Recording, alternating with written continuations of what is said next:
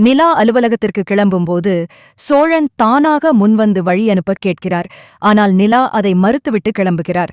உடையில் மாற்றம் செய்து கொண்டிருக்கும்போது அறையில் பல்லியை பார்த்து பயந்து நிலா அலற சோழன் பதறியடித்து ஓடி வருகிறார்.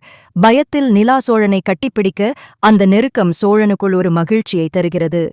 இதைக் கண்ட குடும்பத்தினர் நெகிழ்ச்சியடைகின்றனர். குறிப்பாக சேரன் தன் காதலி சந்தாவையும் இதேபோல் வீட்டிற்கு அழைத்து வர வேண்டும் என எண்ணுகிறார். பின்னர் சோழன் நிலாவை அலுவலகத்தில் விடுகிறார். அங்கு ராகவ் நிலாவிடம் அத்துமீறி பேச அதைக் கண்டு சோழன் ஆத்திரமடைகிறார். ராகவின் தொந்தரவு தாங்காமல் நிலா தனது வேலையை ராஜினாமா செய்ய முடிவு செய்கிறார். ராகவ் அனுபவச் சான்றிதழ் தரமாட்டேன் என மிரட்டியும் நிலா துணிச்சலாக தன் அடையாள அட்டையை ஒப்படைத்துவிட்டு வெளியேறுகிறார். மனம் உடைந்து போன நிலா சோழனுடன் கோவிலுக்குச் செல்கிறார். அங்கு வானதியை சந்திக்க நேரிடுகிறது. பாண்டியனுக்கும் தனக்கும் திருமணம் நடக்காததற்கு காரணம் நிலா தான் என்றும் நிலாவை வீட்டை விட்டு வெளியேற்ற பாண்டியன் சம்மதிக்காததால் தான் பிரச்சனை என்றும் வானதி குத்தலாக பேசுகிறார். இதனால் அதிர்ச்சியடைந்த சோழன் நிலாவிற்கு ஆதரவாக வானதியை கண்டிக்கிறார். வானதியின் பேச்சால் மனவேதனையடைந்த நிலா தான் இந்த வீட்டில் இருப்பதால்தான் அனைவருக்கும் சுமை என எண்ணி வீட்டை விட்டு வெளியேற முடிவெடுத்து துணிகளை பேக் செய்கிறார். சோழன் எவ்வளவோ தடுத்தும் நிலா பிடிவாதமாக இருக்கிறார். இதற்கிடையில் வானதி பேசிய விவரம் பாண்டியனுக்கு தெரியவர அவன் அதிர்ச்சியடைகிறான். நிலா வீட்டை விட்டுச் சென்றாரா அல்லது குடும்பத்தினர் அவரை தடுத்தார்களா என்பதே அடுத்த கட்ட எதிர்பார்ப்பாக உள்ளது. நிலா வீட்டை விட்டு வெளியேறுவதை தடுக்க சோழன் எடுக்கும் முயற்சிகள் அல்லது பாண்டியன் வானதியிடம் கேட்கும் கேள்விகள் பற்றி பார்ப்போம். பாண்டியன் கடும் கோபத்துடன் வானதி வீட்டிற்குச் செல்கிறான். என் குடும்பத்தையும் என் அண்ணியையும் பற்றி பேச உனக்கு என்ன தகுதி இருக்கிறது?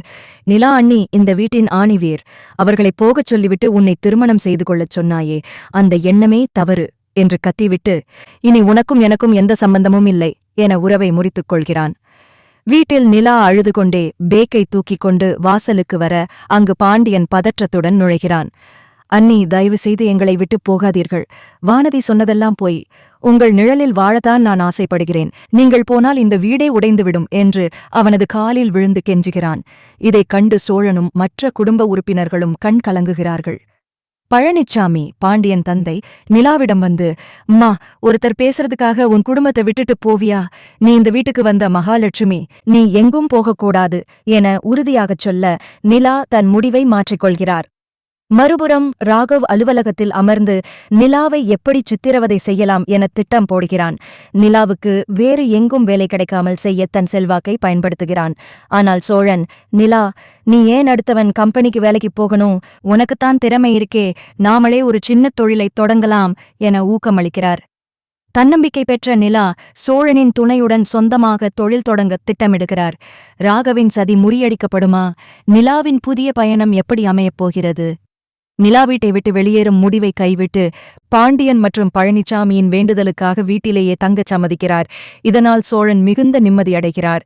மறுபுறம் ராகவ் சும்மா இருக்கவில்லை. நிலா எந்த நிறுவனத்தில் வேலைக்கு விண்ணப்பித்தாலும் அங்கெல்லாம் தனது செல்வாக்கை பயன்படுத்தி அவருக்கு வேலை கிடைக்காமல் முட்டுக்கட்டை போடுகிறார். இதனால் சில நாட்கள் அலைந்து திரிந்த நிலா மிகுந்த மனச்சோர்வுடன் வீட்டிற்கு வருகிறார்.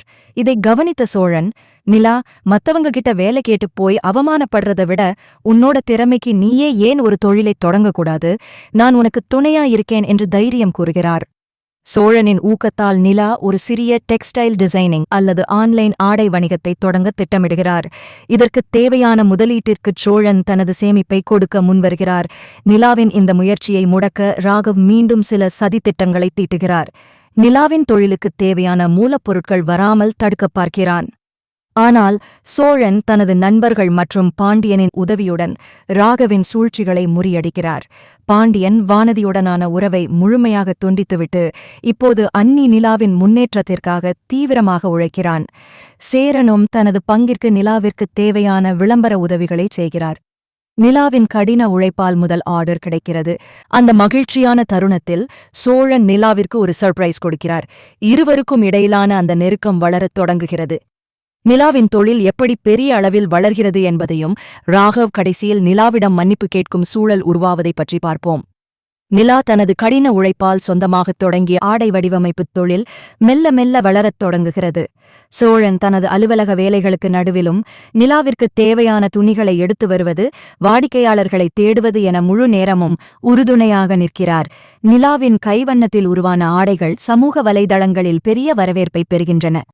இதை அறிந்து ஆத்திரமடைந்த ராகவ் நிலாவின் கம்பெனி பெயரில் போலியான கணக்குகளைத் தொடங்கி வாடிக்கையாளர்களை ஏமாற்றத் திட்டமிடுகிறான். இதனால் சில புகார்கள் வர நிலா நிலை குலைந்து போகிறார். நம்ம பேர் கெட்டுப் போயிருமே சோழன் என்று நிலா அழ, சோழன் நிதானமாகச் செயல்பட்டு அந்த போலி கணக்குகளை உருவாக்கியது ராகவ் தான் என்பதை தொழில்நுட்ப ரீதியாக நிரூபிக்கிறார். அதோடு நில்லாமல் ராகவின் அலுவலகத்திற்கே சென்று, இதுக்கு மேல என் பொண்டாட்டி விஷயத்துல தலையிட்டா நீ அசிங்கப்படுறது மட்டுமில்லாம கம்பி எண்ண வேண்டியிருக்கும் என எச்சரிக்கிறார். இந்த சம்பவத்திற்குப் பிறகு ராகவின் சதி அம்பலமாகி அவனது கம்பெனி நற்பெயர் குறையத் தொடங்குகிறது. இறுதியில் ஒரு பெரிய ஆர்டருக்காக நிலாவின் உதவியை நாடி வர வேண்டிய சூழல் ராகவுக்கு ஏற்படுகிறது.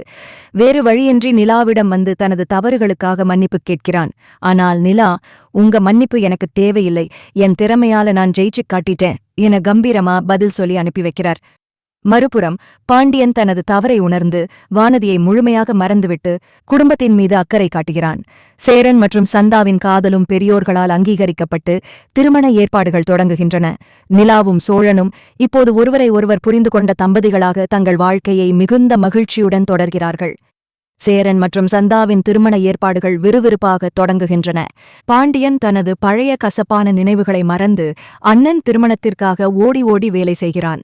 நிலா ஒரு மூத்த மருமகளாக வீட்டின் எல்லா பொறுப்புகளையும் ஏற்று திருமண பத்திரிகை அடிப்பது முதல் சீர்வரிசைகள் வரை அனைத்தையும் முன்னின்று கவனிக்கிறார். ஒரு நாள் மாலை திருமண வேலைகளுக்கு நடுவில் சோழன் நிலாவை தனியாக ஒரு இடத்திற்கு அழைத்துச் செல்கிறார். அங்கு நிலாவின் புதிய அலுவலகத்திற்காக ஒரு அழகான பெயர் பலகையை சைன்போர்டு தயார் செய்து வைத்திருக்கிறார். அதில் நிலா ஃபேஷன்ஸ் என்று மின்னொளியில் ஜொலிப்பதை பார்த்த நிலா நெகிழ்ச்சியில் கண் கலங்குகிறார். இதெல்லாம் எதுக்கு சோழன் என்று கேட்க, உன்னோட உழைப்புக்கும் நீ பட்ட அவமானங்களுக்கும் இதுதான் என்னோட பதில் நிலா, இனி நீ யாருக்கும் பயப்பட வேண்டாம் என்று சோழன் நிலாவின் கைகளை பற்றிக் கொள்கிறார். அப்போது நிலா மெதுவாகச் சோழனின் தோளில் சாய்ந்து, ஆரம்பத்துல உங்கள ஒரு எதிரியாத்தான் பார்த்தேன், ஆனா ஒவ்வொரு கஷ்டத்திலையும் நீங்க எனக்கு கொடுத்த தைரியம்தான் இன்னைக்கு என்னை இந்த இடத்துல நிறுத்தியிருக்கு. தேங்க்ஸ் சோழன் என்கிறார். சோழன் புன்னகையுடன், நன்றியெல்லாம் வேண்டாம் நிலா, நம்ம 2 பேரும் இப்படி எப்பவும் ஒன்னா இருந்தாலே போதும் என்று கூறி நெற்றியில் முத்தமிடுகிறார். திருமணத்தன்று சேரன் மற்றும் சந்தா மணமேடையில் அமர்ந்திருக்க பாண்டியன் திடீரென ஒரு அறிவிப்பை செய்கிறான். இந்த கல்யாணம் சந்தோஷமா நடக்கிறதுக்கு முக்கிய காரணம் அண்ணியும் அண்ணனும் தான். அதனால அவங்க 2 பேருக்கும் இன்னைக்கு மறுபடியும் ஒரு மாலை மாத்திக்கிற சடங்கை நாங்க நடத்தப் போறோம் என்கிறான். குடும்பத்தினர் அனைவரும் மகிழ்ச்சியில் கைத்தட்ட நிலாவும் சோழனும் வெட்கத்துடன் மாலை மாற்றிக்கொள்கிறார்கள். வானதி தனது தவற்றை உணர்ந்து தூரத்திலிருந்து இதை பார்த்து வருத்தப்படுகிறாள். ஆனால் பாண்டியன் அவளை கண்டு கொள்ளாமல் தனது குடும்பத்தின் மகிழ்ச்சியில் திளைக்கிறான். நிலா மற்றும் சோழனின் வாழ்க்கை இப்போது ஒரு புதிய புரிதலோடும் அளவில்லா அன்போடும் அடுத்த கட்டத்தை நோக்கி நகர்கிறது. சேரன் சந்தா திருமணத்திற்குப் பிறகு ஒட்டுமொத்த குடும்பமும் ஒரு மகிழ்ச்சியான மனநிலைக்கு திரும்புகிறது. நிலாவின் நிலா ஃபேஷன்ஸ் நிறுவனம் இப்பொழுது அந்த பகுதியில் மிக பிரபலமான ஒன்றாக மாறிவிட்டது. நிலாவின் வளர்ச்சியை பார்த்து ராகவ் பொறாமையில் எரிந்தாலும் சோழனின் எச்சரிக்கைக்கு பயந்து ஒதுங்கியிருக்கிறான்.